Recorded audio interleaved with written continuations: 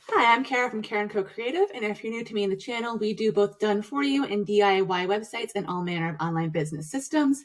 Today, I have a very quick overview of email marketing, and this is just to break down all of the pieces so that it's not just a buzzword, and also to show you how it can really sort of be like the MVP of your sales, because you can really automate a lot and just keep that sort of familiarity going with your prospective customers, and you can automate all of it. So I'll take you over to this tab. Make that big. All right. So this is sort of the big overview, what I like to call like an email marketing brain. It will look different for every business. I work primarily with service providers, a lot of coaches, a lot of other freelancers who have some higher ticket services.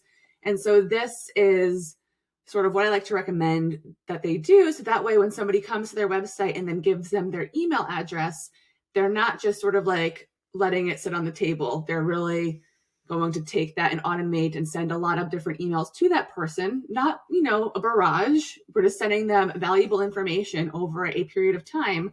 So that way they continue to build trust. They get to sort of know, trust that service provider, and then eventually make the sale. So of course, the start to this is the freebie or the lead magnet. And so a lot of people know about this step, that you have the newsletter form on your website. You should ideally have it in a few different places so that nobody misses it. And then that way they sort of come to your website, they sort of like what they see, but they're not necessarily ready to make a purchase, but they're like, oh yes, I want more information, this free guide, whatever. They give you their email address, they get on your list. I do actually recommend that you have more than one freebie.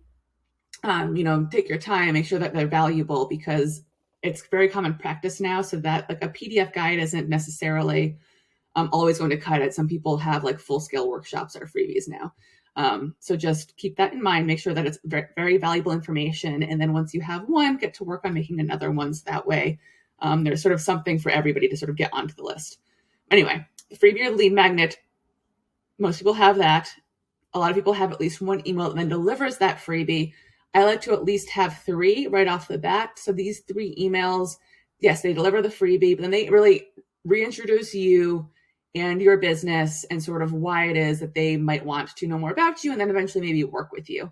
And a lot of people might think, well, yeah, I have like an about page on my website, so why do I need to send that to them? People don't like come to a website and read it front to back like a book. So don't be afraid to send them more information about yourself, even repeat something that's maybe on the website, because you want to sort of just reinforce what you do, why it's valuable, and why they sort of might want to learn more from you. So I recommend 3 emails to do that. That can be 3 emails within 1 week. It can be 1 email per week for 3 weeks. It's really sort of up to you what the pace is, but I recommend automating that. And at some point, you will want to mention what other services you offer. If you have higher ticket services that you have an exploratory call for, mention that. So then if somebody jumps off the welcome sequence of the exploratory call, then maybe you get this higher ticket sale. Maybe they don't go do the exploratory call. So then what you're going to do is have a long format nurture sequence set up.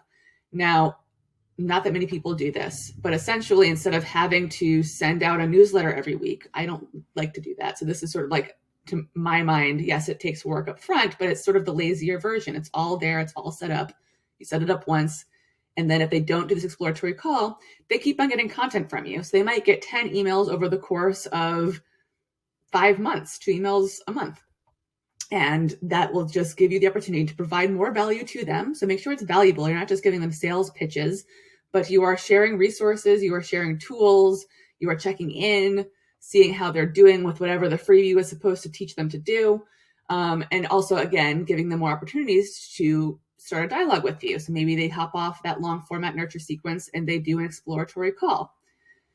Maybe you also have sort of lower ticket items that you might be able to plug, sporadically within this nurture sequence. So maybe you get a lower ticket sale, and then you keep on having these long format nurtures ongoing. Like you ideally should have about a year just built up, because there are a lot of people who may very well want to work with you, but they're going to have objections that won't be overcome in a short amount of time. They're going to need to have those interaction points. They're going to need to be reminded of you and your great service.